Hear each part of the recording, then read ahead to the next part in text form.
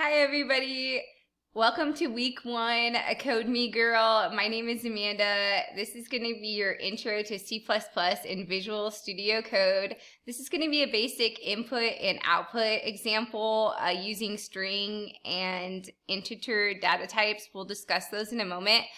Before we go any further, I want to discuss these 3 basic tips with you. Basically, number 1, there is not a one-size-fits-all approach. Learn how it works, code different ways. My way is not the only way. Try new things. You're not going to break your computer. With that said, C++ does have guidelines that you do have to follow. They're called, it's called the syntax of the program, otherwise known as the grammar or language of the program, which we will discuss further in detail in another video.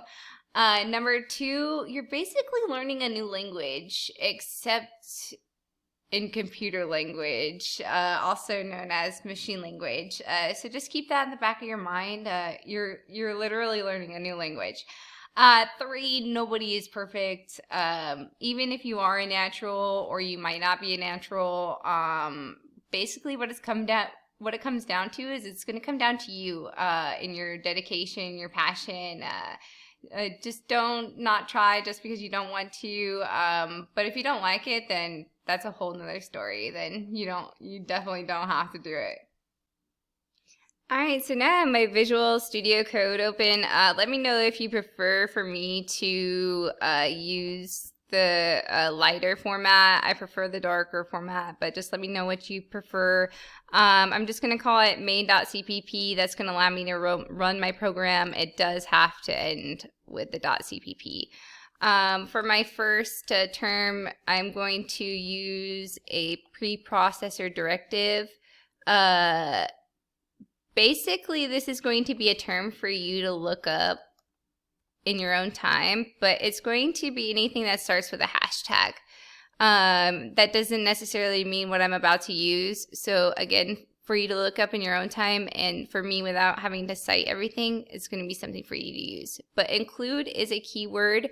As you can see, it turns blue when I use it, and that allows me to know that it is a keyword inside of C++. Depending on what format you have, though, will change the color. IOStream, you can view IOStream as a library. It's not an actual library. Again, another term for you to look up. But basically, it's called input and output stream. Or you can call it in and out stream. And it has quite a few things you can do with it. So therefore, again, another term for you to look up. You'll see programmers using std namespace. I'm not going to use std namespace. I'm going to show you different ways to use things. What I'm typing right now is going to allow me to use them inside of my code without having to rewrite the std : each time, which I'll show you. Cn, it's pronounced Cn exactly. So you can kind of view this as storing something inside of something. Not the best example, but it'll work for right now. Cout, again, pronounced cout. You can view this as displaying something right now, displaying information or a statement, just as an example. I'm going to post this code to my GitHub, just so you know that you'll be able to play around with it too. If you don't have a GitHub account, go ahead and create one. This is an endl, pronounced endl. What this is going to do is going to create a new line character. What a new line character does is basically it's going to allow me to have a space in between rather than it being all jumbled together. Endl doesn't only just create a new line character. There is another way to create a new line character, which I'll show you. But it also flushes the buffer. So good to know for right now. For our main, I'm just going to start out with a main and we return 0 for right now. You always want to start out with this. This is exactly the way you would want to start out with it. That's what I was saying earlier when my 3 basic tips was there are going to be formats that have to be followed. So your main program, there are different things you can return. We're not going to discuss that right now, but for your curly braces, they have to have one for the beginning and one at the end. Because we are going to include the data type string, I'm going to include it up here, so I don't have to use the std or : string each time, which I'll talk about. So for our first input and output statement, we'll start with string because I declared it right here. So basically you can think of a string as, words. So say I want to write something to the screen. My name is Amanda. So exciting, right? I'm going to include an endl just to make it pretty. This is the command line I'm going to include at the bottom, so I'll show you how to use that as this one as well. And as you can see, my name is Amanda. Yay. What this is called a string literal. So basically it takes this string and this is going to be another term for you to look up. This is called your stream insertion operator.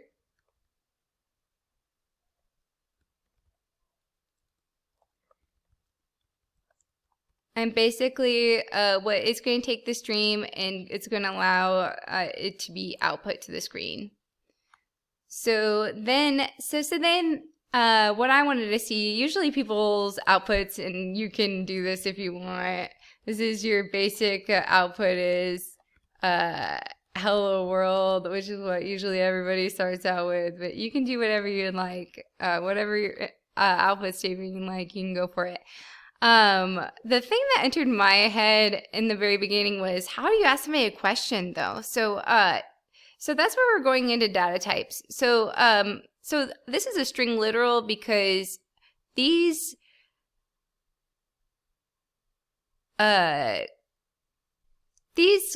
quotes are going to allow you to create a string and allow you to output just anything that you want to, as long as it begins with a quote and ends with a quote. That's what I was talking about earlier with the syntax of the program. So if you want to look up that, that would be your syntax of your program. Because if I didn't include this, as you see, everything starts going red. That means it's not going to work. So your compiler and your program may not have that ability to see those errors. However, when you go to output it, it will tell you what's wrong. Now going back to asking somebody a question. So because we were talking about the string data type, and I declared it up here, so I don't have to put the std string, although I could if I wanted to. Nothing is preventing me from doing that. Other than if I didn't include it up here, then I would have to include it down here. I would still have to include string, just so you know. String, let's go ahead and ask a question. Everybody's favorite question seemed to be growing up, or favorite color, right? So string, I decided to name it favorite color. So this is going to begin with a data type followed by a variable name. And variable names usually begin with a lowercase letter.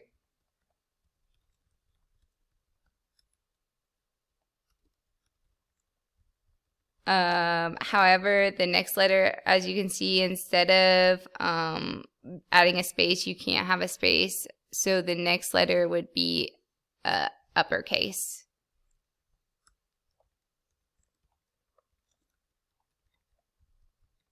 and that's just an industry standard. There are programs, from what I heard, that will change your style. However, I'm not for sure about that. So going back, so string, favorite color. I just named it fave color. What is your favorite color? So I'm gonna ask this question. I'm gonna do an endo just to make it clear. Because this is a string, this is where it differs from using other data types when you want to cin something. You have to use a thing called getLine, and then you're going to cin, and then this is going to be your data type. So, and I'm not going to forget my semicolon. As you notice, each one is ending with a semicolon. Again, these are things you have to do in order for your program to work correctly. Otherwise, it won't. getLine will be something for you to research in your spare time for now, until my next video. And then I'm going to go ahead and display my favorite color. So Amanda's favorite color is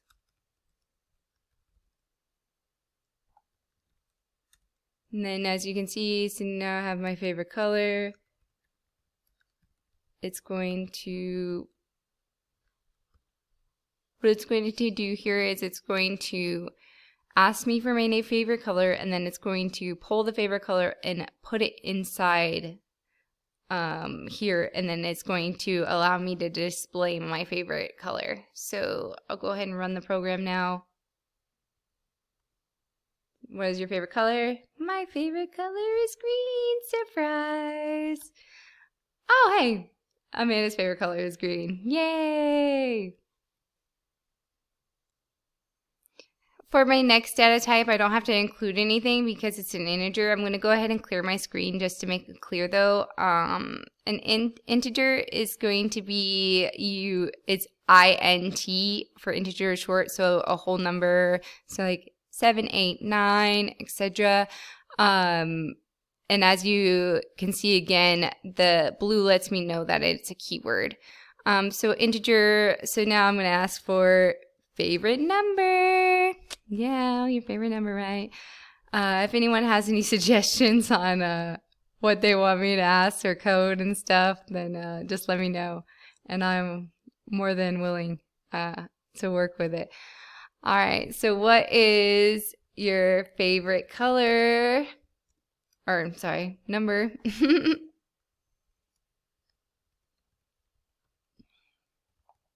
This is where I was talking about where it gets different for the cin. So now I'm just going to use cin, and I'm going to cin my favorite number. This is going to be called your stream extraction operator, because it's going to take it and it's going to store it inside of this data type, inside of favorite num, or fave num, I guess I should say. So again, we'll go ahead and display it. Amanda's favorite number is, let's find out what my favorite number is. I'm gonna hit Control Save, just to make sure I save it before I go ahead and run it. What's my favorite color? You guys already know. It's green. What is my favorite number? It's 7. Why didn't display? Oh my goodness. I know why.